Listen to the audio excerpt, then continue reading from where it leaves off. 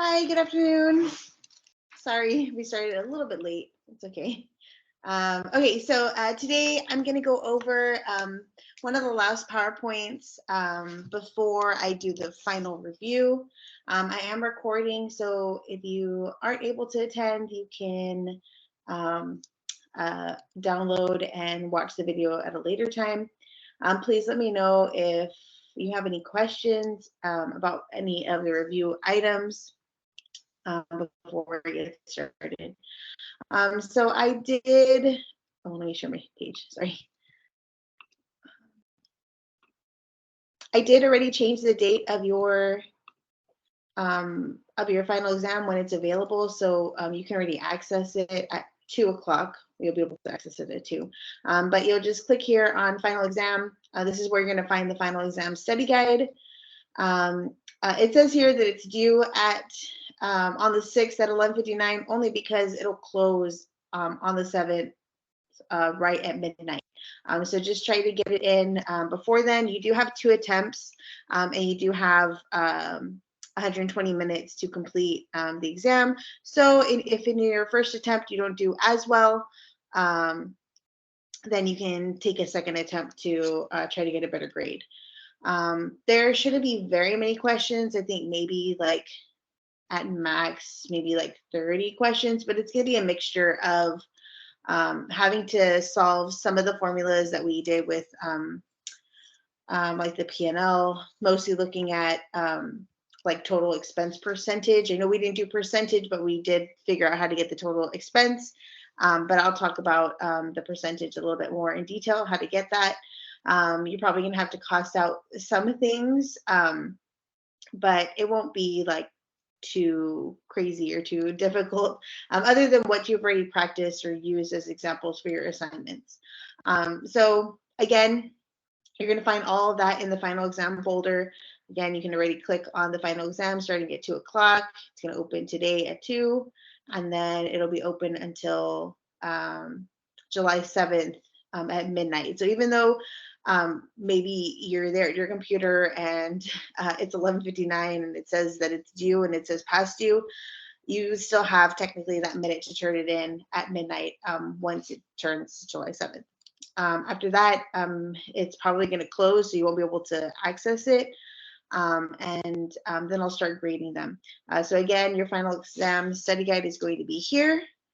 And then today, before we do the final exam review, I'm just going to go over the table PowerPoint, since there wasn't really a PowerPoint in the menu design. It was mostly about learning about like the psychology of the menu and how the layout is designed so that you can select certain things off of the menu that will benefit the restaurant, either by selling those like higher end food items or trying to push different food items that are going to be more profitable for the restaurant. So in module 8, this is technology in the restaurants. This is all of the equipment that we use in the restaurant that has to use technology, right? So we're going to be talking about like the POSI system, which is the point of sale system, which if you've ever been to a restaurant and you see a server punching in your order, that is the POS system. And there's all different kinds of systems, so we'll talk a little bit about that as well. So that's gonna be the first thing that we're going to look at before we do the study guide. Okay, so technology in the restaurant industry. If you haven't worked in the restaurant industry, this is huge. This is how we do pretty much everything in the restaurant. It helps us keep track of all of our sales, trends that are happening. So today we're going to be focusing on operating systems, all of the kinds of delivery apps that are out there now. During the pandemic, we saw an increase of people ordering delivery because everything was closed down for a certain time. So as a restaurant, we had to navigate those new waters and pivot to different kind of system of operating. So delivery apps became more more available, and they were just easier. And so they're now like a mainstay in the restaurants. People still use them. Maybe they got comfortable dining in at home. It's more convenient. They can have them delivered anywhere. So we're going to talk a little bit about the delivery apps, the different kinds of scheduling formats. There's a lot of different scheduling apps out there as well. And then deciding which is the right for your which is the right technology for your establishment. So some key terms that you need to focus on are the operating systems, the delivery app, the reservation system, and IT. So what is a POS system? POS stands for point of sale, which refers to the time and place or the point that a sales transaction is complete.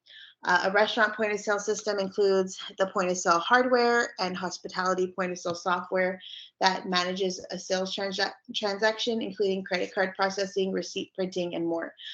So this POS system is crucial to your restaurant operating. There have been times when there is weather that affects it, right? This is all going off of the internet or your Wi-Fi. So if that's down, then your POS is down. So there are different things that we have to do in that event. But the POS system is like the backbone of the restaurant. It helps you keep track of all of your sales, helps us process our credit card. So when that goes down, then we have to go into the old school way of processing credit card using the little machine and just swiping them back and forth and then keeping all that information until our POS system goes back, gets back on, and we're able to input all that information. It also helps print receipts, whether those are the receipts that are going to the customer or receipts that are going to the kitchen. All those kind of commands that we're putting in there as we're placing the order get sent to the different areas, whether it's a bar receipt or the printer that's in the kitchen that's going to give them their order. So it's very important. And then it manages our sales transactions. So once you put in the order, it starts calculating all the sales, right, for each table. And then that gets put into the system and the software. We can look at that and we can look at the trends.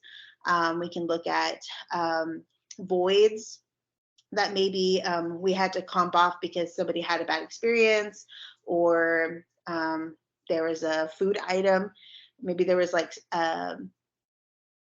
maybe like a piece of glass, or maybe there is I don't know, a worm in the salad that we get locally, right? So sometimes you have to void or comp things off, and so we can see those too, because those also affect how much profit we have, because we had to either give them a food item or comp off money off of their ticket. So we want to make sure that we are able to see all those different transactions, so that we can see if we're being profitable, where our weaknesses are, and where we can improve as a restaurant. So why is it important for a restaurant to have a POS system? The high volume of cash and credit cards that pass through a restaurant each day make a POS system a necessity. Not only does a POS system track every penny of your sales, but many POS programs also act as credit card processors. This makes swiping credit cards more secure for both the customer and the business, and servers are accountable for all their sales. And it's impossible to alter checks in the computer unless you have the password. So this helps cut down on employee theft. So if you think about all of those restaurants where they make the transactions by cash, prior to POS systems, it was a lot easier for them to maybe, as like a human mistake, miscount what they give to their customer as far as change. Maybe they overpay them, maybe they short them some of their change. And if it's a customer that's really busy coming into the restaurant and doesn't really notice, then they're not going to see that there is a theft, right? So the POS makes it so much easier to cash out or make that transaction quickly so that our customer can come in and go as they need. Most of the times, especially during like a lunch shift, customers are on a busy schedule and they have to get back to work. So it's very important that they're able to dine in and out fairly quickly. And our POS system really helps us do those transactions pretty fast. So different operating systems, there's all different kinds. Um, Square is pretty popular for smaller, kind of like mom and pop restaurants, boutiques. You'll see Square being used a lot. Clover is also another one that gets used. Um, and um, and now trying to think, like Shopify is another one where you can easily use it. You can have a little iPad set up like this, where it has an easy way for you to just insert your credit card and make the transaction. They have some attachments that you can use that either attach to your phone or your iPad, or they have a separate little device to swipe or scan your chip on your credit card. So they make it a lot easier to have transactions not in an established place, but maybe at a pop-up market or at a pop-up restaurant that you have or a food truck. So you don't have to have a whole system like computers, like a computer setup, but now you can do it from your phone. It's really accessible, and you can still, deliver to your customers this easy transaction where you can keep all of those sales and information that's pertinent to you being a successful restaurateur or operator. So there's different types of POS in the restaurant. The more common ones is going to be like the Aloha system. That one has been around for a long time. It's been updated to be a little bit user friendly, like in the back office, like where you do all the administrative stuff with the software. But these are a little bit more streamlined, so it's easier for like maybe like the modern operator that is not going to really look into all of those things in detail, um, other than looking at their sales and seeing like what the trends are. When you're in a bigger operation like a restaurant, there's so many different things that you need to look at, from liquor sales to non-alcoholic beverage sales to food sales, to comps and voids and all those things. There's a lot more overhead expenses that can get accrued and needs to be looked at versus using these smaller um, kind of, or these more like, I guess, like easily accessible apps where you're just really wanting like your sales and looking at the trends.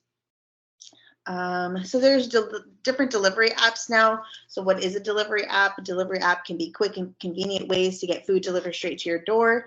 There are a variety of options, with many apps offering delivery and pickup from restaurants, convenience stores, supermarkets, and even liquor stores.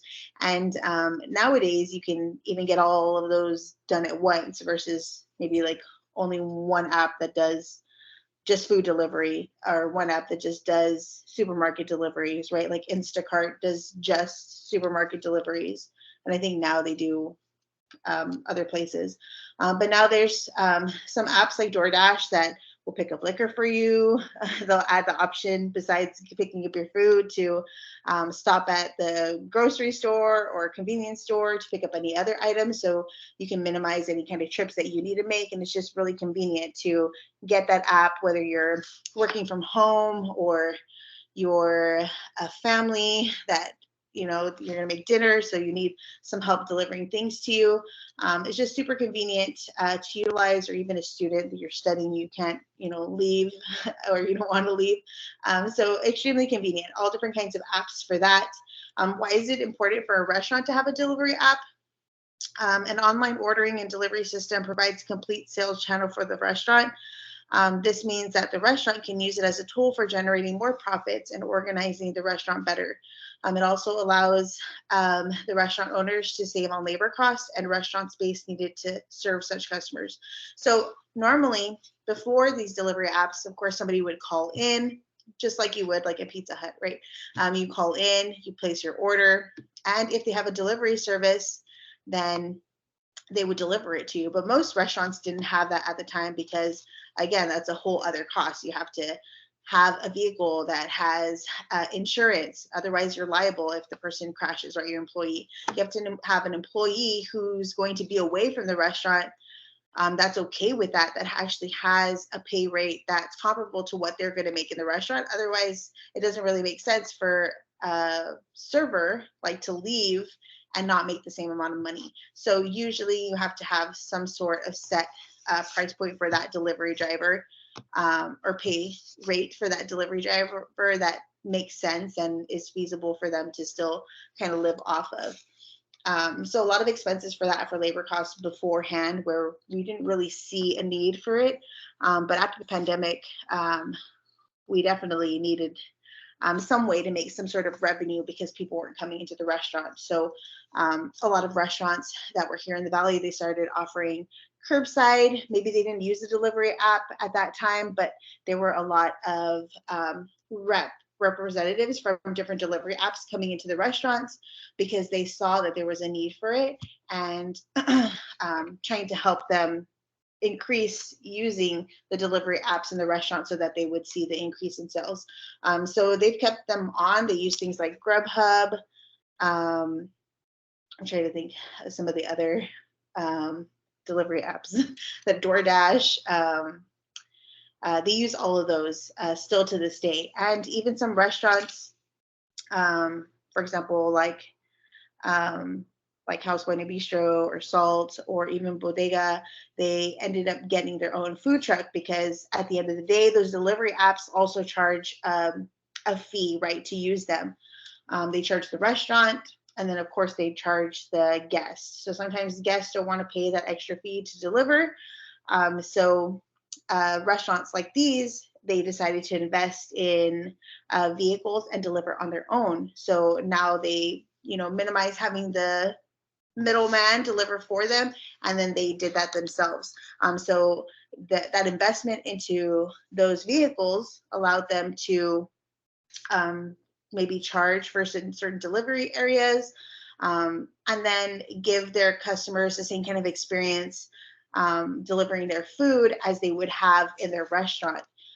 So a little bit different kind of way to apply delivery, besides using the delivery apps, but very important to restaurants now, and to customers who you like the accessibility and the ease of ordering from their home and getting it delivered to them, and then not having to really worry about wasting gas or going out to dinner as well. So these are the different types of delivery apps: DoorDash, Uber Eats, Grubhub, Domino's, of course, has their own delivery, Postmates, Yelp, Chipotle, and some places just do curbside. Maybe they don't deliver. Pizza Hut, Popeyes. These are all the overall top delivery apps, and then the App Store downloads, and then the Google Play downloads. So you see that DoorDash across the board is probably the most popular. They also have, I think they have like discounts for certain areas if you are ordering maybe like a mile or 2 miles away. Maybe it's free delivery. And they work with the different businesses so that they can apply those incentives so that customers can order from those restaurants. Um, and yeah, so those are all the different types of um, apps, delivery apps. When I lived in Austin, we used Instacart a lot just because I was always working. My husband is a teacher, so he's always working. So Instacart was like our way to get the groceries that we wanted. And I know it's not a food delivery, but it's grocery deliveries, but they're pretty similar. And sometimes they still use like DoorDash and stuff, but to get like grocery things if I'm not um, near the restaurant. I mean, yeah, near the grocery store. But I'm sure everybody has used one of these in the past or maybe during the pandemic, but those are very popular. Scheduling systems. So what is restaurant scheduling software? We utilize this a lot in restaurants, especially if you're working in a big restaurant, because you're going to have a variety of different employees and a large amount of employees. So restaurant scheduling software is a tool that allows restaurant owners and managers to create and manage work schedules of waiters, chefs, and other restaurant employees. The software also helps keep track of employee availability, requests for time off as well. You can manually create schedules for all the employees in your restaurant. Sometimes that can lead to major errors. And such errors can result in a high number of employee turnover, which impacts overall productivity. Poor scheduling can cause confusion amongst managers and reduce employee morale, and low employee retention and job dissatisfaction will ultimately lower your restaurant's profitability. When managing a restaurant, the last thing you want to worry about is whether your cooks and wait staff are going to show up for their shifts. And that's why you should consider dedicated restaurant scheduling software. It can help you better manage and automate tedious scheduling tasks while ensuring staff know where they need to be and when. So a lot of the places that I've worked have utilized these scheduling software. Maybe before scheduling software came into play, there were a lot of mistakes. So since there are a lot of employees and they all have um, different schedule conflicts, whether they're going to school or they have another job or they have to go pick up their kids at a specific time, those are all things that you have to consider when putting the schedules together for your employees, and ensuring that they are happy with their schedule. And usually when we create the schedule, we ask for um, time off, those complications in their schedule to be submitted at least like a month in advance if they're able to. And usually schedules are put out 2 weeks in advance. So they have some time to kind of switch their schedule if something comes up out of the ordinary than other than what they've already submitted, so that we can kind of avoid the schedule impacting maybe some conflicts with their schedule that they already have.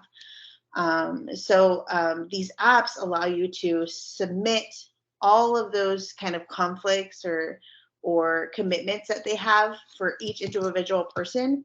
And that way now you can see, like, on a calendar, it'll show you what employees are available to work. Start inputting them in, or maybe they can only work part-time, or maybe they want to work full-time. So you have to take into all those you have to take in all those considerations when putting in the schedule. Also, you have to look at how much overtime somebody might have. So if leading into the schedule somebody's going to go into overtime, then maybe in that particular week you need to adjust their schedule so that they don't go into overtime because they're a part-time employee versus a full-time employee or something like that. We needed help, or somebody came in, or somebody was called in sick, so that person had to cover for them. So they have a little bit more hours than what they are budgeted to have. So all kinds of things that we have to look at. And if you're just manually creating schedules, that's really hard to manage. So this software really helps us control all of that time and keep track of people's requests and make sure that they get what they need, because that can definitely happen where you'll have high employee turnover when they're not able to get the requests in that are really important to them, or they'll just be upset because they worked really hard to get that into you at least a month, 2 months in advance, and they still weren't able to get it off. And sometimes things happen. Maybe somebody had a family emergency, or somebody got hurt. So now there is limited availability for them to take off that time. So being able to communicate with your staff when you're not able to honor that commitment is really important, so that we can avoid job dissatisfaction, and figure out a way that we can make up that time that they needed off, maybe at a later date, or figure out if there's somebody who can kind of cover for them. Besides scheduling software, there's also like a clock in, clock out kind of software where we can manage those people who need to clock in and out, who are maybe salaried. Um, in the last job that I worked at, we had an app like that. And you were right when you got to the location, it had like a GPS locating, I guess, like software built into it. So when you got to the location, you would clock in, And for me, because I was a pastry chef for 3 restaurants, I had to travel to the restaurants. So it would actually track me traveling to the restaurants and track how much time I was there at that restaurant. And then when I was finished, I had to log out. And it would track everywhere that I would go. So it was a way, I guess, since I'm a little bit more I was needed at several different places. It was a way for them to still see that I was still working on the clock at the individual locations. And that was for a salaried employee. So sometimes there's even detailed um, um, software like that as well to kind of manage those who are salaried and see where they're at and how many hours they've been working. So the benefits to scheduling software, we want to look at, we can look at this a spreadsheet to see how much time is wasted. I don't know if I can zoom in on here. Small. Ah. So this 20. So this little sheet says 20% of the time, often managers spend up to 20% of their time creating manual spreadsheets of employee schedules. So now the scheduling software cuts that time to zero, right? Because everything can get inputted in there. I don't have to do it manually. I just plug in who I want for each position, what their availability is, and it's so much easier. 140 hours, nearly 140 hours a year are wasted on creating employee scheduling spreadsheets. That's very true. But now with these scheduling systems, you don't have to worry about that. When managers use a spreadsheet, that number increases from 2.64 to 3 hours and 14 minutes a week. The average restaurant, hotel, or office manager spends almost 3 hours a week on creating employee schedules. So that can be a big headache and it takes up time where the manager can be used elsewhere. And that's why we use that scheduling software. How to optimize workforce scheduling. It helps you to prepare for shift swapping, assess the business demand. So we can look at events coming up. Maybe there's a big catering, maybe it's a holiday, and we already have a lot of reservations booked. So now I know that I need to have more employees on hand to help meet with those demands.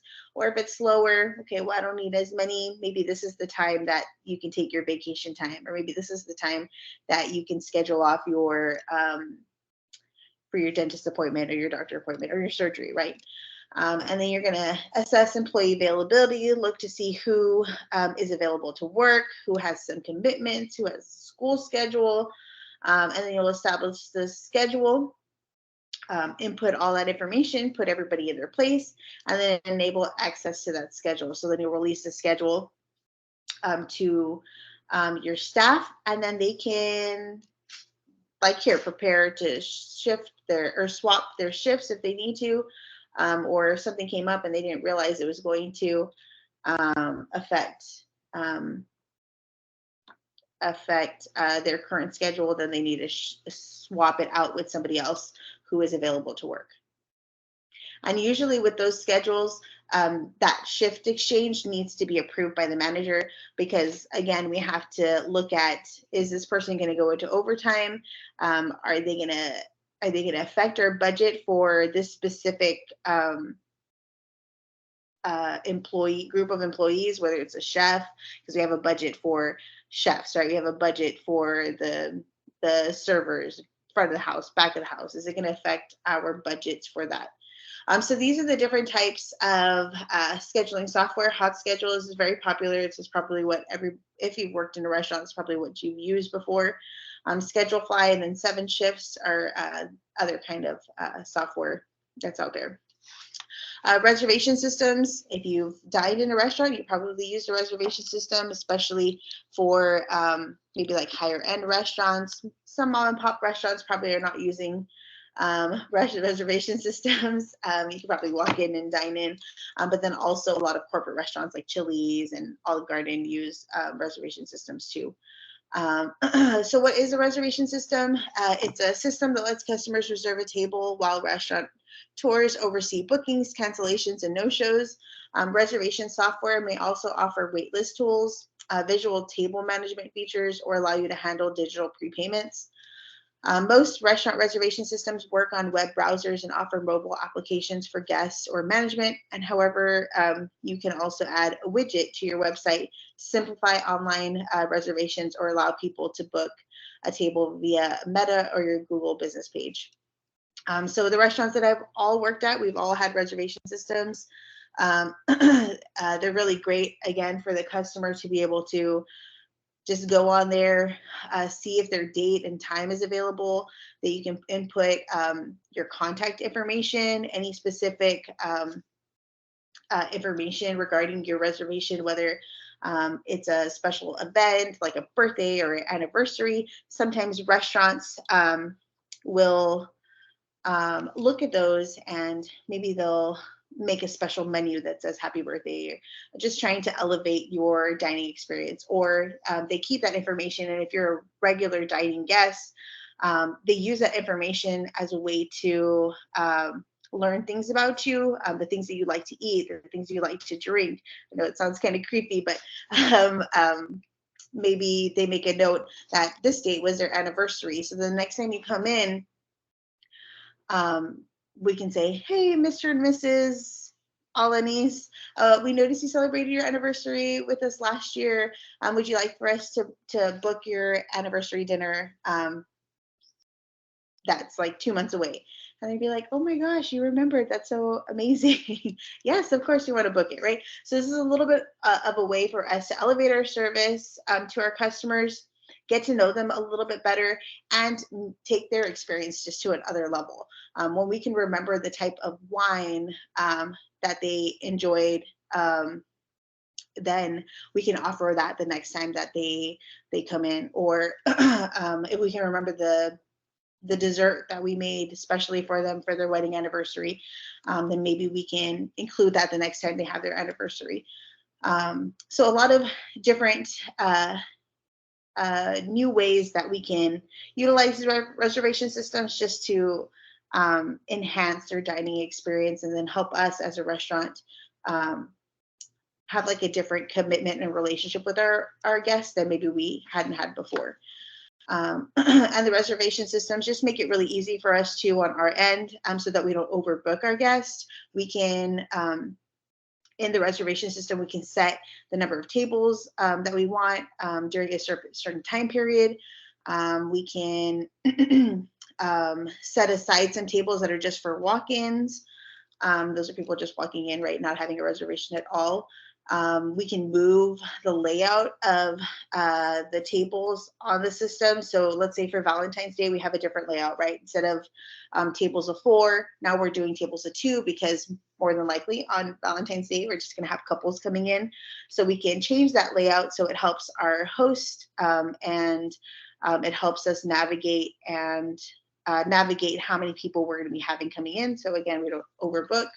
And then we can manage all of the reservations that we have. So what's the cost of a restaurant reservation software? Most software solutions are subscription-based plans where you pay a flat fee per month, but some providers charge extra fees for POS integrations or reservations booked through your website or third-party providers.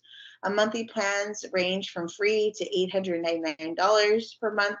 Higher price plans often include more features such as occupancy control, waitlist functions, and online ordering platforms. If your reservation software includes prepayment options, you may pay additional fees to your payment gateway, or an extra service fee to your reservation software provider, such as OpenTable's 2% service charge. And sometimes we have these prepayment options because maybe you have a pop-up or some sort of special event that's coming up. And you're able to prepay for that reservation because there's limited seating or a limited event space. So there's all different kinds of reservation systems. OpenTable is very popular, so is Resy. You'll see these more in larger cities, and I believe some restaurants utilize OpenTable here, and then Lodgify.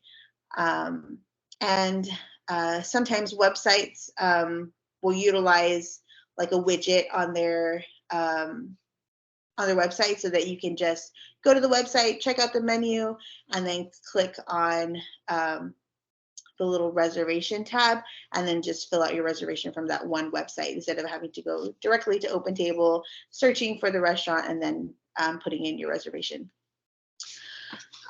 So the reality is that in today's society, technology is so embedded in our lives. We use technology for everything, right? We're always on our phone, we're always on our laptops, we're always on our Apple Watches. And the restaurant industry is one that can be completely digital, from looking for a place to eat, reviewing it, ordering from the menu, modifying, delivering, and even tipping.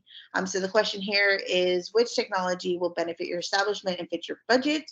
Also, which will be more efficient for your staff and establishment and clientele? We're not including many types of the social media outlets that will give your clients an opportunity to engage with them and create value in your business. So we talked about, the reservation system. We talked about the POS software, delivery apps. These are all different kinds of systems and technology that we use pretty much on a daily basis, whether you're a consumer or you are an operator. And they really just help the restaurant become more successful and see more foot traffic, and just avoid any kind of problems like with scheduling, right? We avoid keeping people from missing out on those commitments that they have. Reservation systems, we allow people to make the reservations without overbooking somebody or having to cancel on somebody. And it gives managers a great way for us to communicate with our customer when something does happen before it does become an issue as they come in to dine, right? So all these different kinds of software really help benefit the customer and the restaurateur. Okay, so right now we're going to look over our syllabus. So let me just, our syllabus, our review guide. So let me just switch really quick.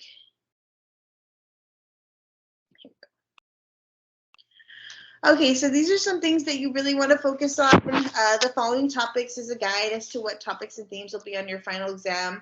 We've covered a lot of material this semester, and the more you practice all of those numbers that we have been going over with profit and loss and recipe costing, it's going to give you a better understanding of how you'll be cutting costs and maximizing profits.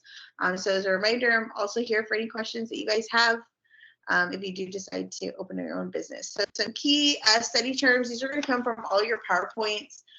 So please make sure that you look over those. So a la carte menu, again, a la carte menu is purchasing items individually, right? We're not going to get like a combo of a hamburger with French fries, or we're not going to get like a taco combo that has a baked potato. You're going to order everything individually. Prefix menu is a set menu. If you think about restaurants like, I'm trying to think who has a prefix menu here in the Valley. I can't think of that restaurant that's right next to Peter Piper Pizza. What can I think of the name?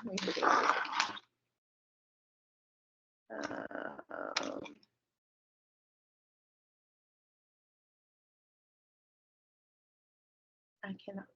Rosemani. I was like, I couldn't think of the name. Rosemani. So Rosemani has, if you've never been to Rosemani before, it's a little bit expensive, so we might not have been there.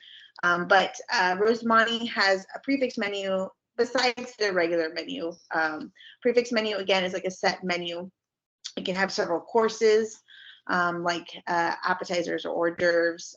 It can have the main course and the dessert. And it can be anywhere from 3-course menu to 14 courses. And it's a set priced menu.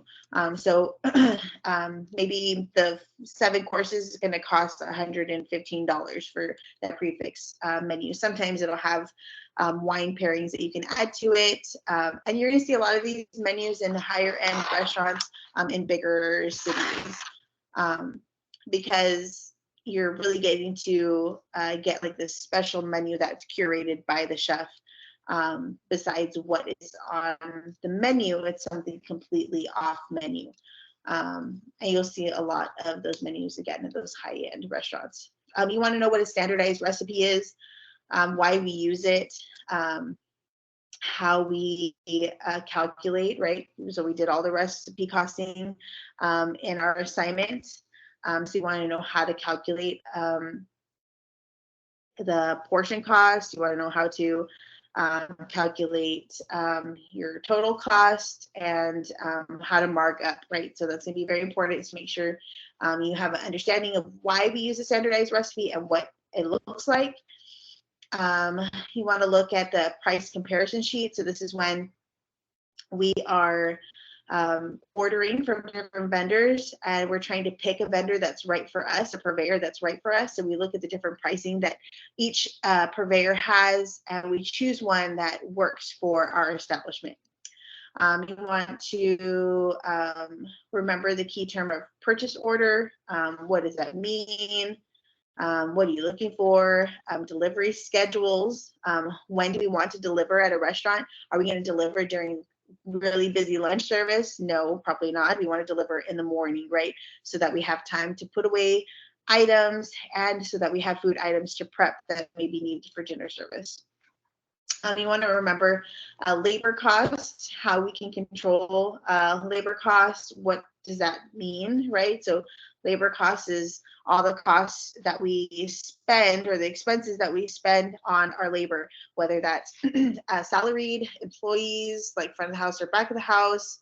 Labor costs also includes, or expenses also include benefits and like insurance and also shift meals.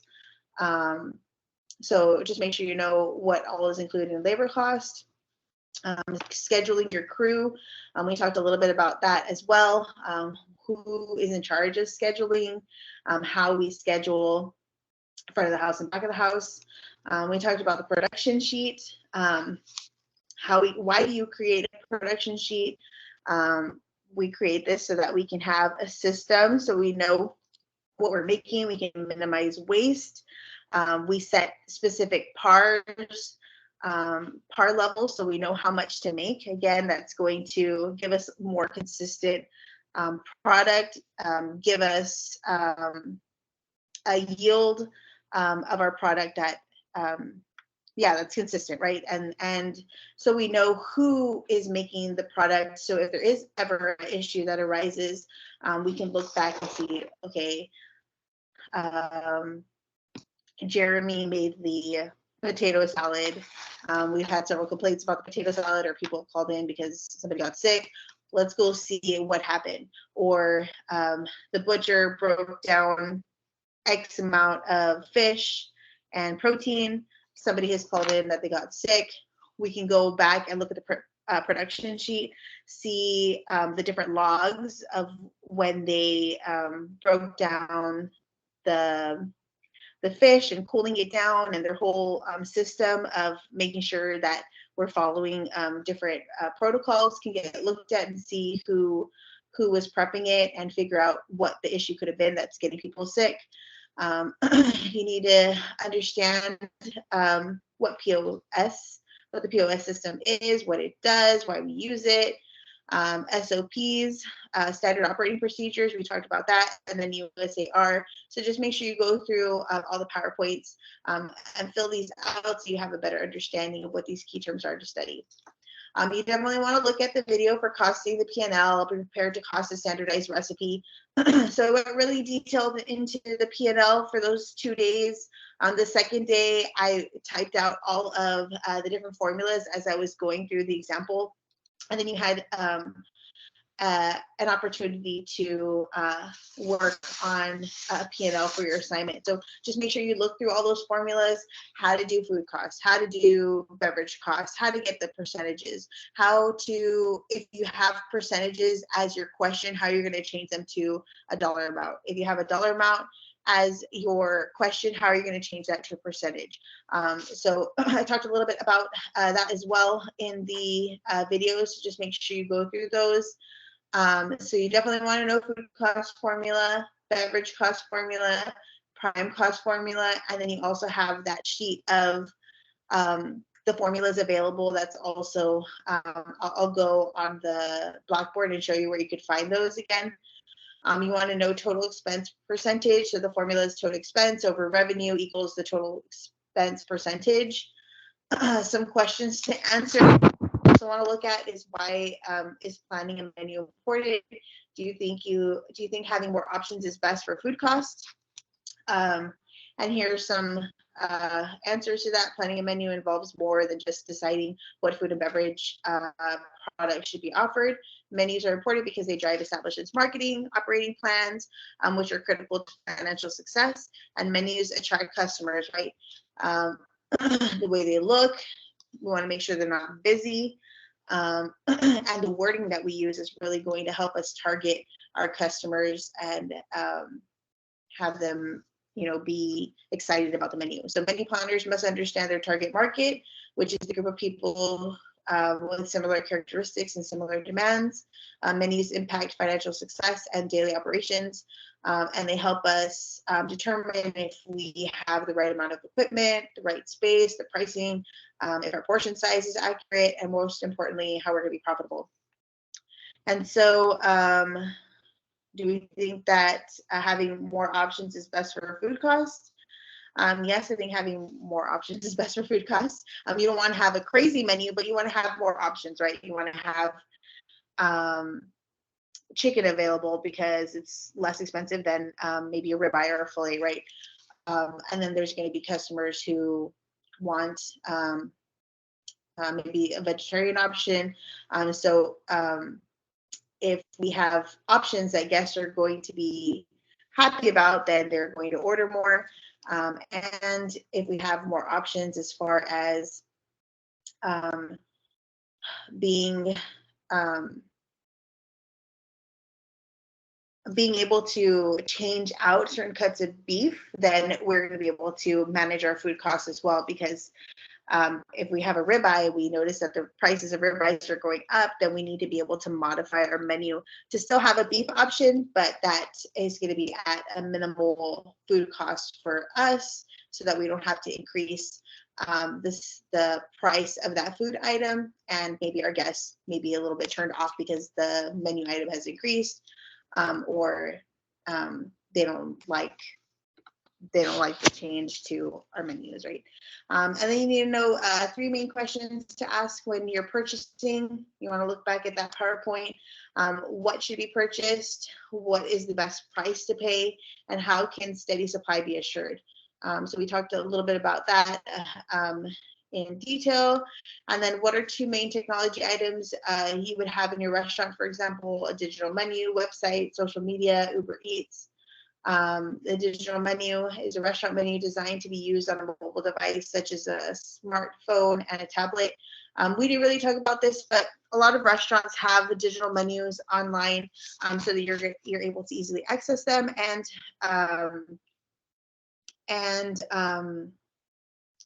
determine if that's the restaurant you'd like to eat at, right? Or determine what you'd like to eat beforehand. The digital menu is also really great to utilize for online ordering.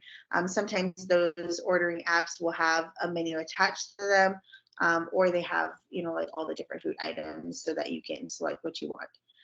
And then the digital menu, they have everything on there from the wine list and the beer list to the food menu to the dessert menu so that you can look at it beforehand. And then online ordering software is software which allows customers to order dishes via the internet, smartphones and tablets. And then something else to keep in mind is when you have a team of staff and it's a slow day, who do you decide to send home and who stays, and why is that important, and why do you decide in that particular way? So we talked about that when we were talking about staffing. The manager is typically the person who decides who do we decide to send home. Probably, obviously we're going to keep kitchen staff because we need the kitchen staff to make the food. But it depends on who's the more skilled employee, how many hours they have already. Are they going to go into overtime if we leave them on? It does get busy and they have to stay later. And of course, there's skill level. We're not going to leave somebody who is new to the restaurant, new to the techniques, or even new to the menu, um, because that could compromise the level of um, experience that a customer receives, or service, level service.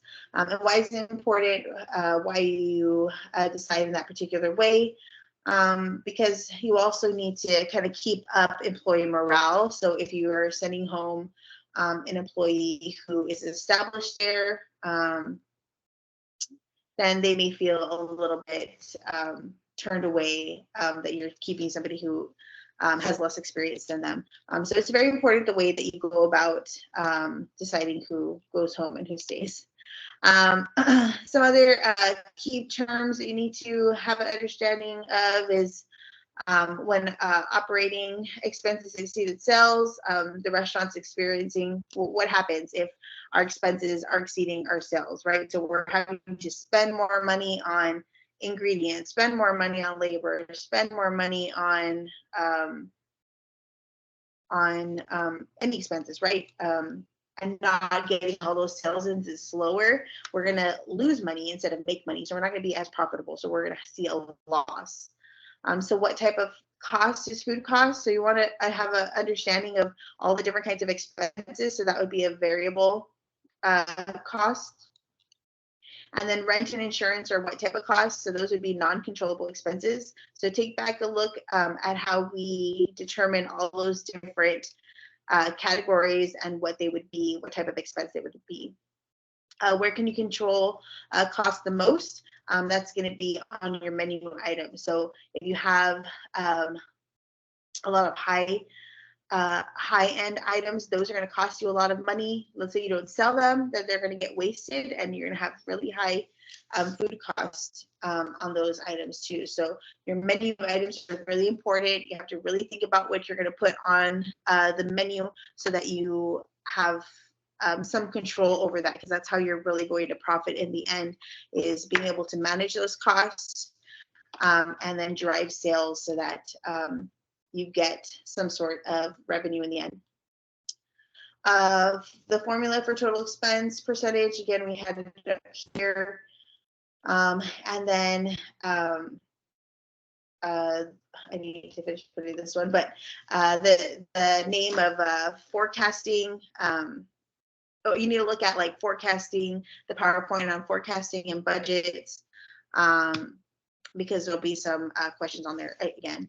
And there's only going to be about 30 questions on your final exam. And again, you're going to have at least 2 attempts, and you have 120 minutes to work on those. So if the first time, you don't do as well, just make sure that you're looking through the questions so that you can have a better understanding for your next go, what you're looking for.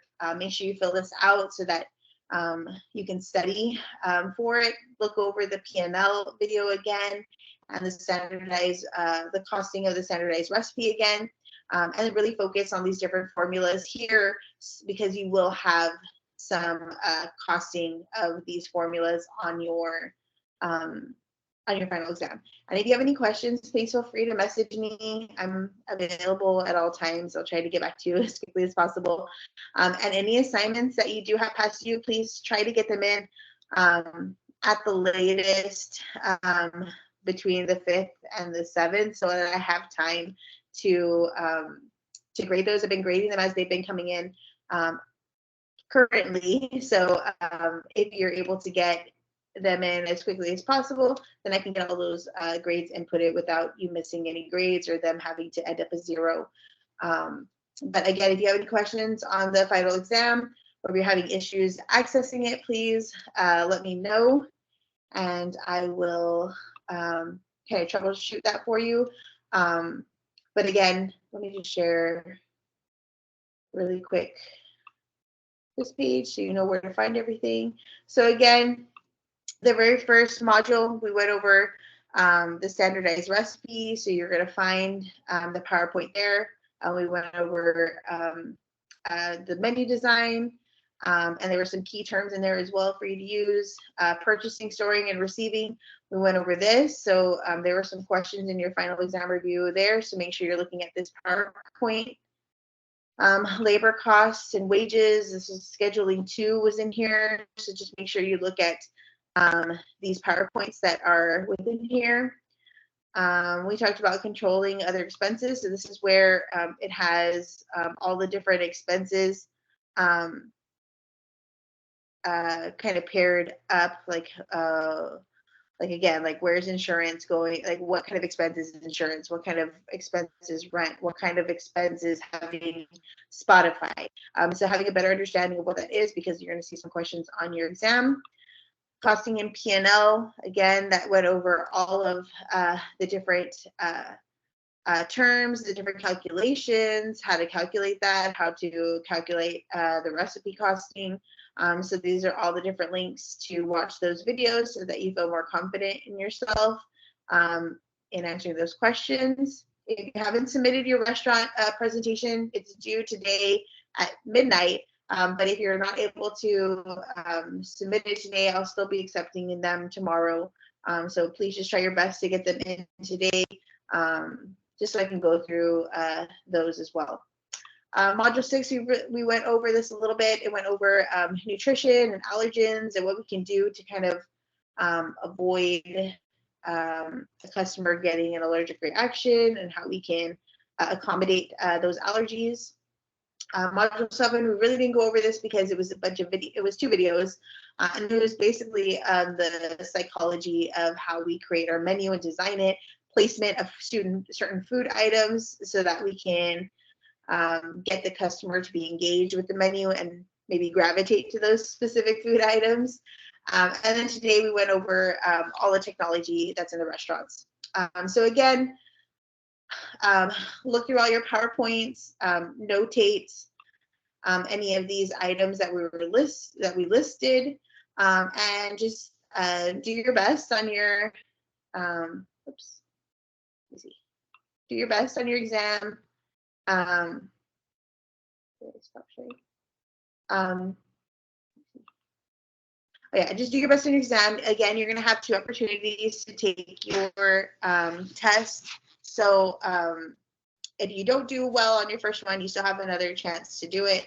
And again, your exam is going to close at midnight exactly once on the 7th. So just try to get it in before that, at least by the 6th at 11:59, so that you can avoid it closing completely. If it does close, something happens, you have like some sort of family emergency and you weren't able to do it during that time frame, please let me know and I will try to accommodate for you to take it on a different date. But like I said, it's going to open today at 2 right now, and it'll close on the 7th at midnight. So try to get it in on the 6th at 11:59 so that it doesn't close on you. And again, you have 120 minutes to take it, and it's about 30 questions. So it shouldn't take that much time, but you never know, like with the calculations. So just keep that in mind, look at the questions. If you don't do very well, you have that second opportunity to take it. If you have any questions, feel free to message me on Pronto. You can email me. The fastest way to get to me is going to be Pronto, though. You guys have a great 4th of July. Good luck on your exam. Good luck turning in all your assignments. And again, have a great weekend or start of your week. Okay, thank you.